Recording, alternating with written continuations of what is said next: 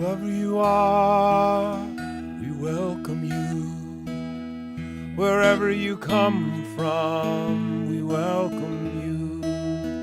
Whomever you love, we welcome you. Whoever you are, we welcome you. Wherever you come from, we welcome you. Whomever you love, we welcome you. Whoever you are, we welcome you. Wherever you come from, we welcome you. Whomever you love, we welcome you. Whoever you are, we welcome you. Wherever you come from, we welcome you. Whomever you love, we welcome you. Whomever you love, we welcome you.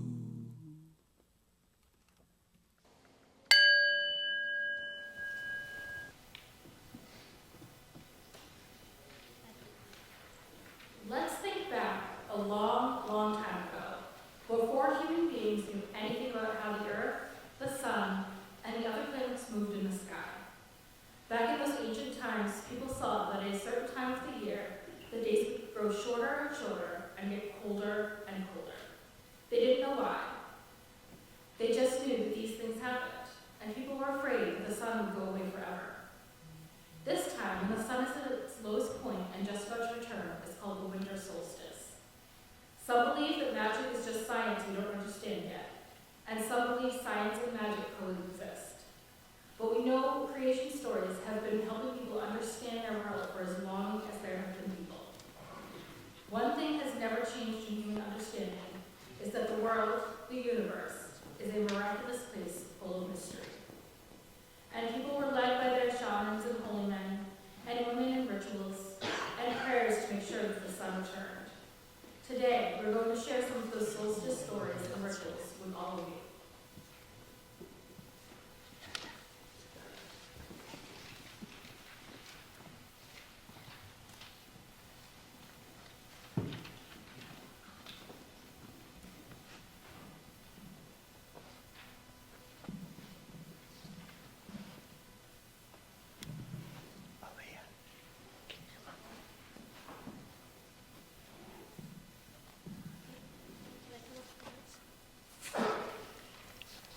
Advent is a time of preparation for some good thing that is to come.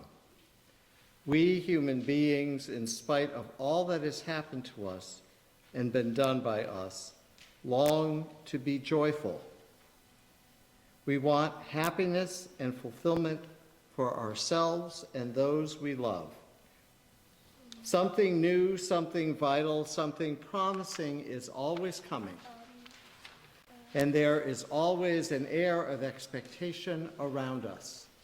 Thus, in Advent, we light candles to mark the time of preparation, and with each new light, our anticipation grows. Advent is a time of anticipation. As long as we expect, as long as we have hope in our hearts, someone will light a candle against the prevailing darkness, and neither the winds of hate nor the gales of evil will extinguish it. In our responsive reading, Deb will read the regular print, and we ask everyone to respond with the bold print. The word Advent means waiting or coming. We are always waiting, expecting, anticipating the coming of the next miracle that will touch our lives and save our world. This season of Advent also anticipates the coming of a sacred child who will bring love to the world. We know that the child is sacred, that we are all called to give life to all that is holy. But how do we do this? How do we bring life into the presence of God in us? How do we accept that the holy is present, even those we do not reach with faith? How do we make room in our lives for the change that is presence demands. It is the season of darkness, and we have to be in the stillness and cannot hurry the light, just as we cannot hurry the answers to our questions. We have to live in silence and let this fallow time heal us and revive our spirits. Waiting in the act of choice, a prayer for insight and healing. Waiting to help us to look within and listen more deeply for the call of the Savior. At the end of our waiting, there is to be joy and laughter as what we anticipate coming will arrive. Advent begins in darkness, in quiet, with little energy. Light the candles that can breathe, an ancient bucket and fire wheel, whose circle is a symbol of eternity, rings seamless Let our third candle be the candle of joy, and let it stand for our happiness with all of the blessings we have received.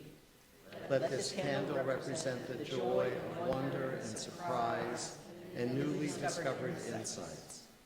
May this joy give us strength for the journey ahead and courage to face whatever it is that troubles our hearts.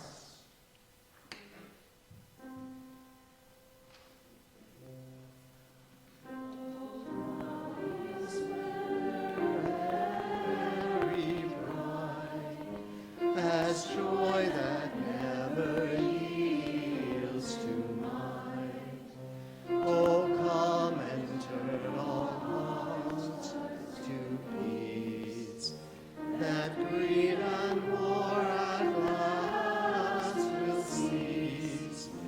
Rejoice, rejoice, Emmanuel shall come within as joy to dwell.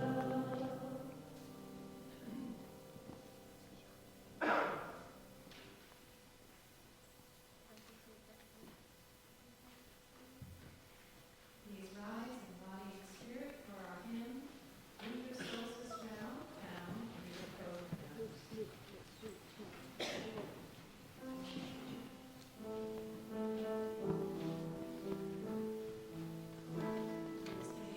times.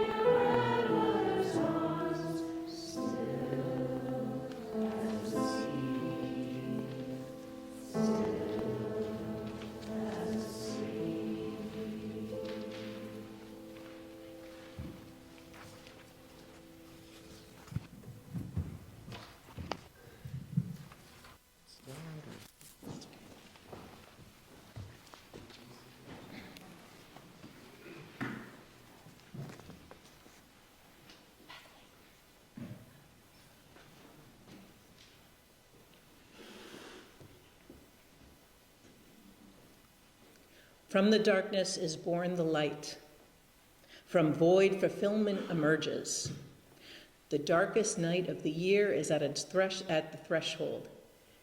Open now the door and honor the darkness. Powers of air, step forth from the darkness. Enter this circle as dark gives way to light. Bring along with you the essence of pine trees. Remind me of springtime as we face solstice night.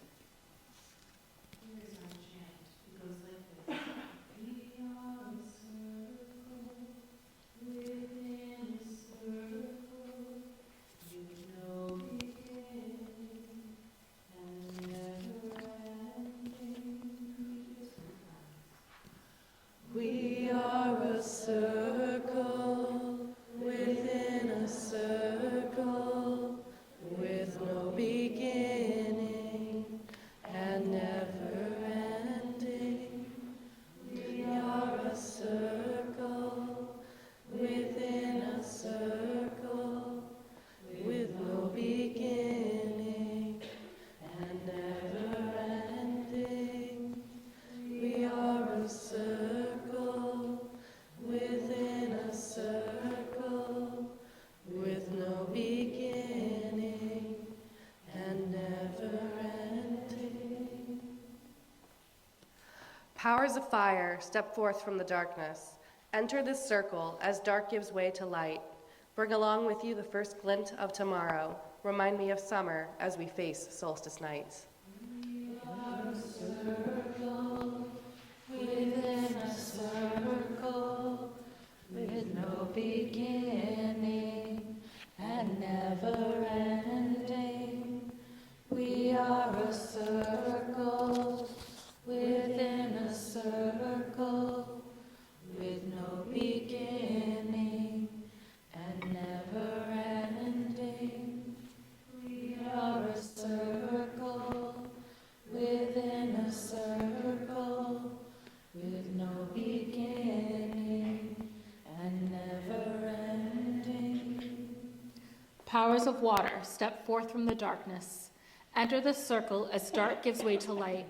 Bring along with you bittersweet memories. Remind me as autumn as we face solstice night. We are a circle within a circle, with no beginning and never ending. We are a circle within a circle, with no beginning and never ending. We are a circle within a circle, with no beginning and never ending. Powers of earth, step forth from the darkness. Enter the circle as dark gives way to light. Bring along with you the land that now slumbers. Remind us of winter and this cold solstice night. We are a circle within a circle, with no beginning and never ending. We are a circle within a circle, with no beginning and never ending. We are a circle within a circle, with no beginning and never ending. Let us contemplate the seasons of the past year and how their lessons have brought each of us to where we are today.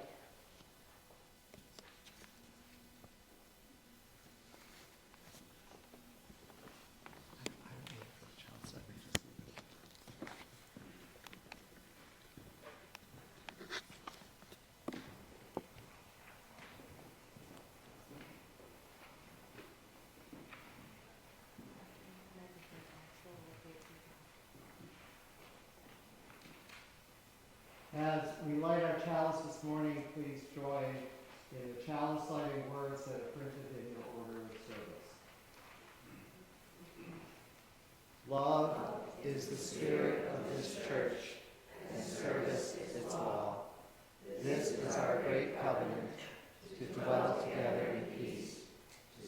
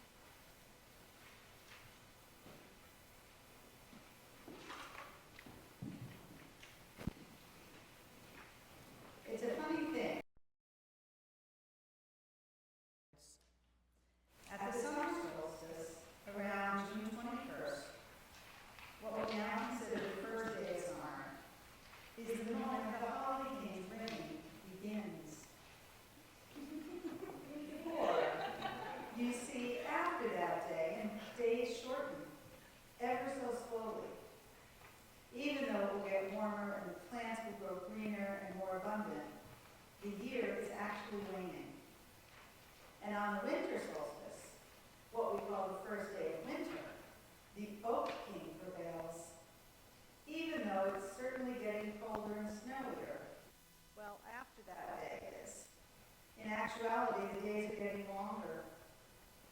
Oh, here comes the Oak King now, ready to take the crown of the Holly King. Brother, it is time to do battle. It is my turn to reign. But I am still here.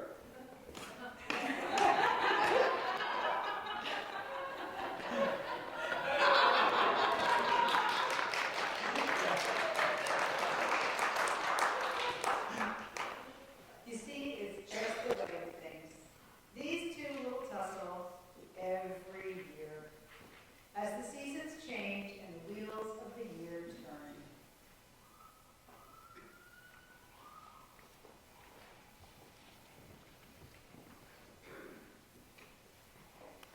The story is told that in the beginning there were two gods who were brothers, and like many brothers, they struggled with each other over influence and power. One brother was the king of the forces of life and light and warmth. He wore a crown made of oak branches and brought with him all growth and vitality, fertility and abundance. He was called the Oak King. His brother was the king of the forces of death, cold, and darkness. He wore a crown made of prickly holly branches and brought with him all withering, decay, stillness, and hibernation. He was called the Holly King. The brothers were identical in strength, and so year after year, the same pattern was repeated. Each year, the Oak King would grow strong and mighty, and during his time of dominance, the light would gradually increase, bringing with it warmth and abundance. But each year, at the height of his power, he would be thrown down by the Holly King. In the wake of the Holly King's victory, the light would gradually wane. And as it did, cold would come, and the land would grow dormant. But at the height of the Holly King's power, he would be challenged again, like we saw, by the Oak King, and he would fall. The cycle would repeat again and again and again. Alone, the brothers were equals, but soon there came a race of beings known as people. The people watched the cycle, and pretty soon they began to take sides. The people loved light and warmth, and they feared cold and darkness.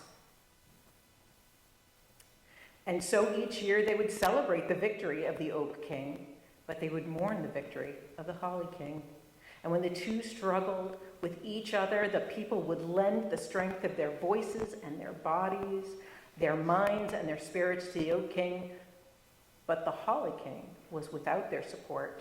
Over time, the people's adoration of warmth and light only grew. And they began to invent ever new ways to find light in the darkness and warmth in the cold. And finally, if they wished it, they could spend all of their time in the light that they had created, and they could be warm all year round. But their efforts to stay always in the light and warmth was not without consequences. Generations passed, generations again, and people did not at first notice the shift in the balance, but finally they could ignore it no longer. The people began to notice that darkness was disappearing from the land, driven out by millions of lights the people had created. Animals, birds, plants, even people began to suffer the effects of light's abundance with unbalance with darkness. But it was not just the darkness that was disappearing. The cold began to flee too. The whole world began to get warmer. Summer began sooner and lasted longer. Ice that had been frozen for longer than the longest memory of the oldest person in the land began to melt. Migrating birds and animals began to be confused about when to begin the migration. Plants found themselves rooted in climates that no longer suited their needs. The air was changing, and the winds that had brought rain had taken it away, began to flow in unexpected directions, causing drought here and flood there. The people began to see that their support of warmth and light over cold and darkness had altered the balance of the whole world. They began slowly, one by one, to realize that the Holly King was dying. And for the first time, this filled them with fear. What would happen to the balance if the balance continued to be destroyed? Could they even survive a world without the Holly King? And in the world of gods, the Oak King realized it too. And though they had been competitors all these many centuries, he also realized that he loved his brother deeply and could not live without him. The longest night came, and the Oak King and the Holly King met again, but this time, the Oak King had no heart in the fight. He laid down his sword and spear. He came open-handed to his brother, who was struggling to stay on his feet. The Oak King wrapped the Holly King in a tight embrace, and he promised to set aside their enmity and to help his brother heal. On the night when he usually claimed descendants, he realized that the world was already too warm and too light. So he laid the great oak crown on the head of his brother, took his hand, and each supporting each other, they went out into the world to see what could be done to restore balance. Of course, we should feel free to rejoice, but remember that we need the darkness and the time of repose.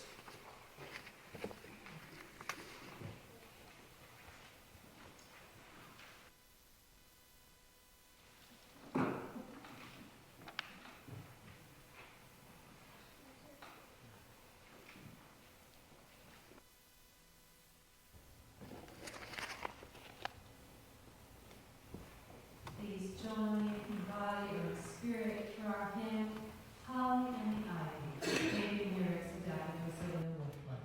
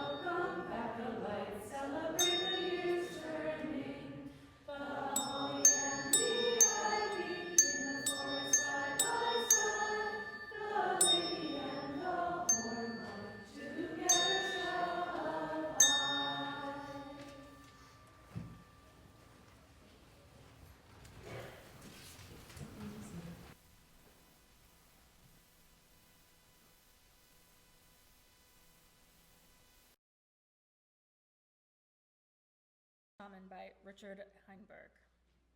Our final story this morning comes from the Chumash people who lived in the central coastal area of California from around Los Angeles almost to Monterey.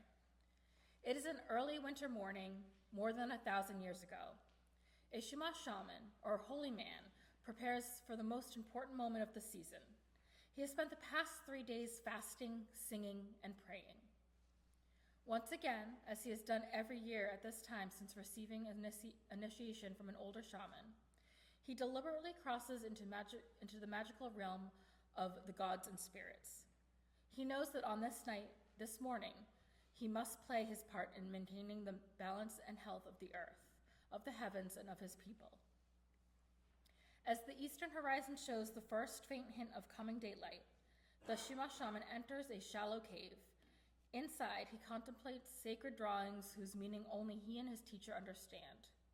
Dawn arrives, and the shaman watches in religious awe as a finger of sunlight approaches and bisects a series of concentric circles on the cave's back wall. It is only on one morning of the year, the morning of the year's shortest day, that this piercing of the circles occurs. It is a sign that the sun has reached its extreme limit. It is a boundary of the cosmic order, revealing the shape of the world and of human affairs. Now, if his prayers have been effective, the days will grow longer and the light will return. Later in the day, he will lead his people in ceremony and celebration. A new year has begun. The sun has been reborn. Please rise in body and spirit and sing, "Here comes the sun."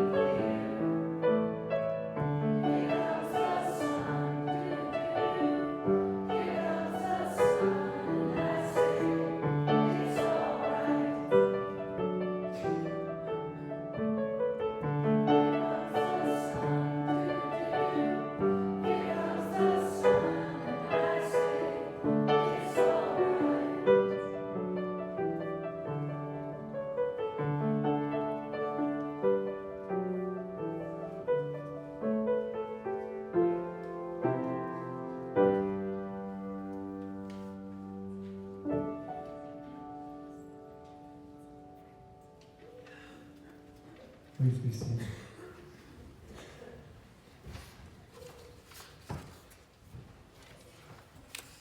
I'm constantly in awe of all the great talent and gifts and skills that folks in this congregation bring to us.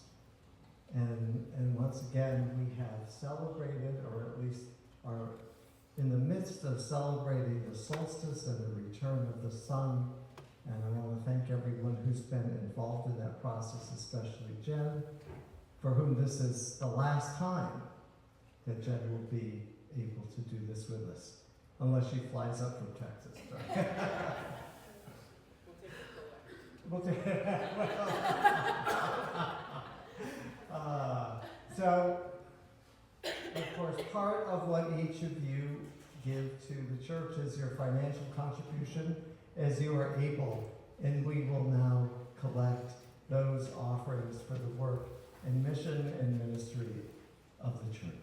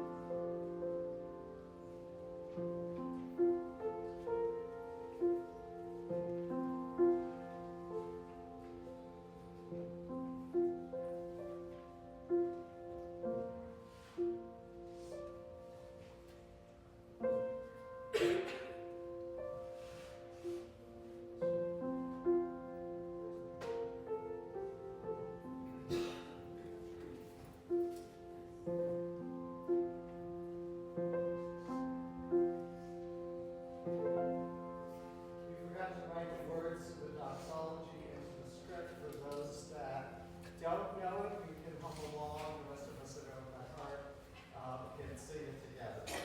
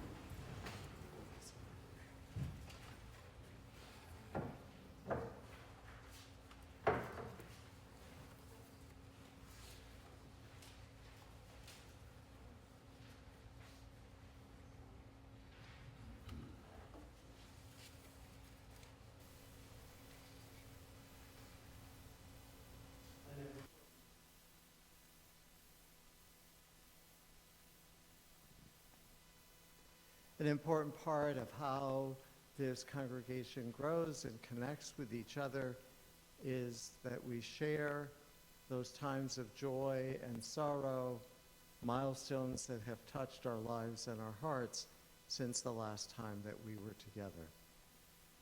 And so I will light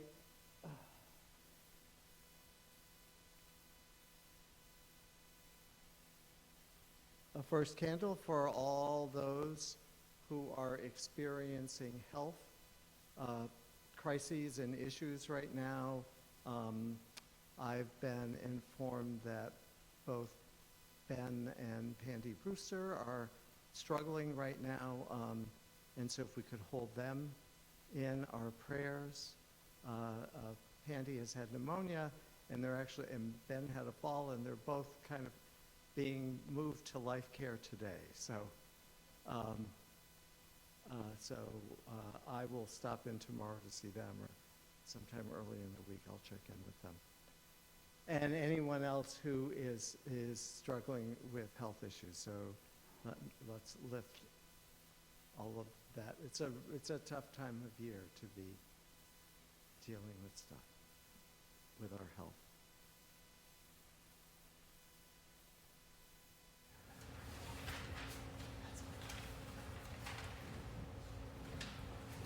So,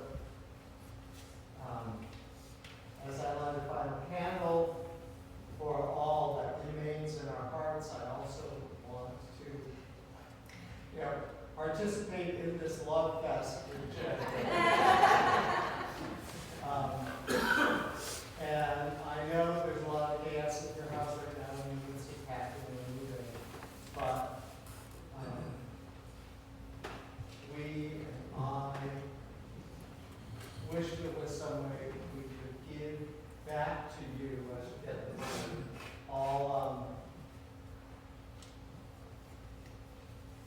all that you both have given to this congregation. And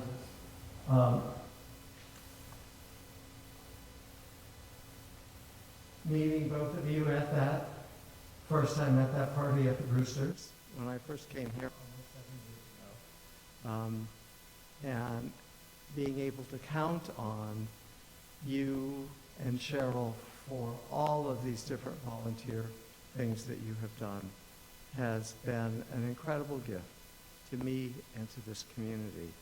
So as a kind of a small token, we want you to take the flowers that are on the table here, and in the midst of the chaos of your packing, maybe they'll provide a point of beauty. And thank you so much for all that you have given to this community and to our worship life as we navigate the different kinds of worship experience that we offer. Thank you. And the candle for all that remains in our hearts. Let us pray.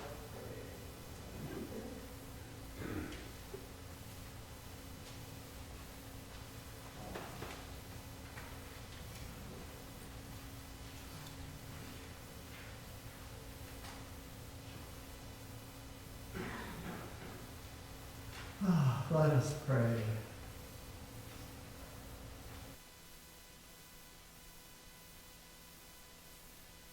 At this time of the turning of the year,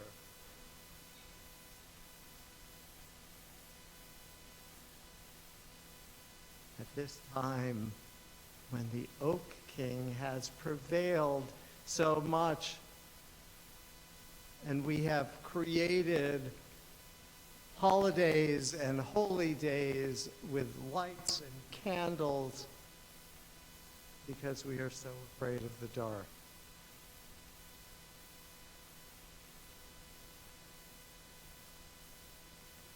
May our rituals remind us not only of the importance of the light and the return of the sun, but also of the importance of the darkness, of the stillness, of the quiet times, the fallow times that give us a chance to grow, to think deeply, to contemplate,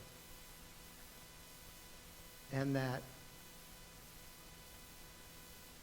in that time of growth and discernment, may we find more insight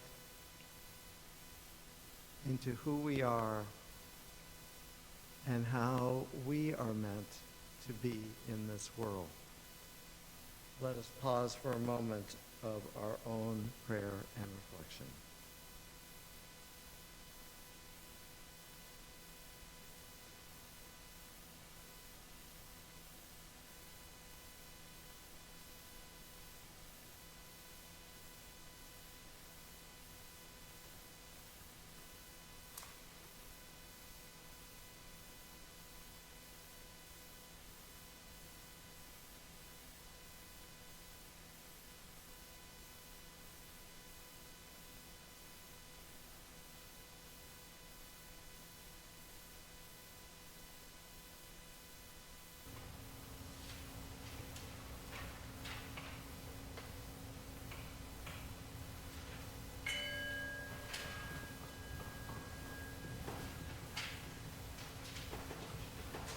song of inspiration is All This Joy, the words are printed in your order of service.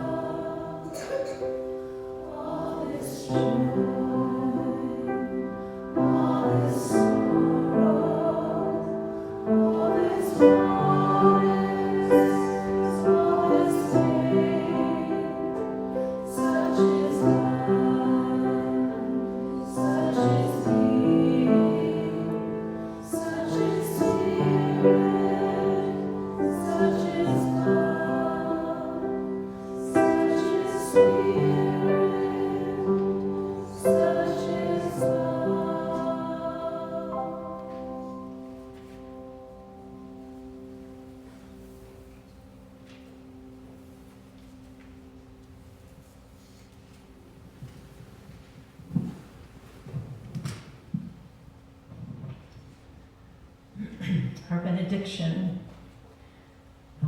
is written by Susan Cooper, The Shortest Day. So the shortest day came, and the year died. And everywhere down the centuries of this snow-white world came people, singing, dancing, to drive the dark away. They lighted candles in the winter trees, they hung their homes with evergreens, they burned beseeching fires all night long to keep the year alive. And when the New Year's sunshine blazed awake, they shouted, reveling. All across the ages, you could hear them echoing behind us. Listen. All the long echoes sing the same delight, this shortest day. As the promise wakens in the sleeping lands, they carol, feast, give thanks, and dearly love their friends. And so do we. Here now, this year, and every year. Welcome Yule. Welcome Yule!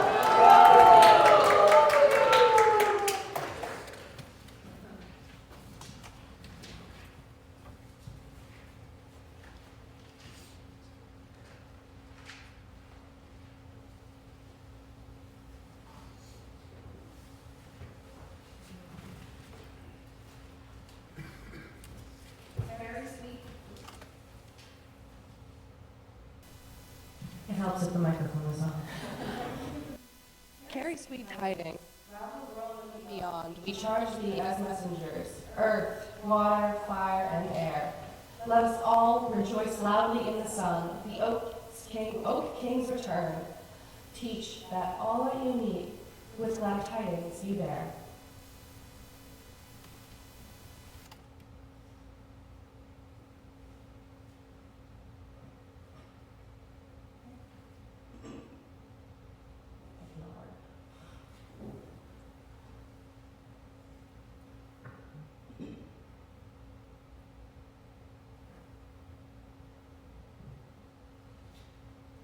Before this circle we close, blessings we ask for this house and our kin. At daybreak, when we arise, a special flame we will carry within.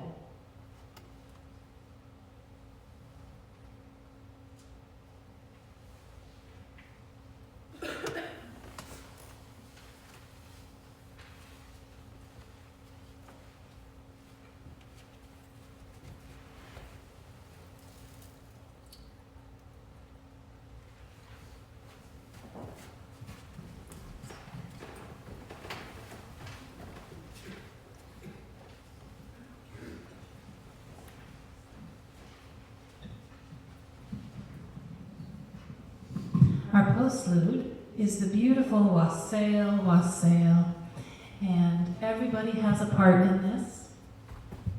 It'll be very clear very soon. Let me get the pitch.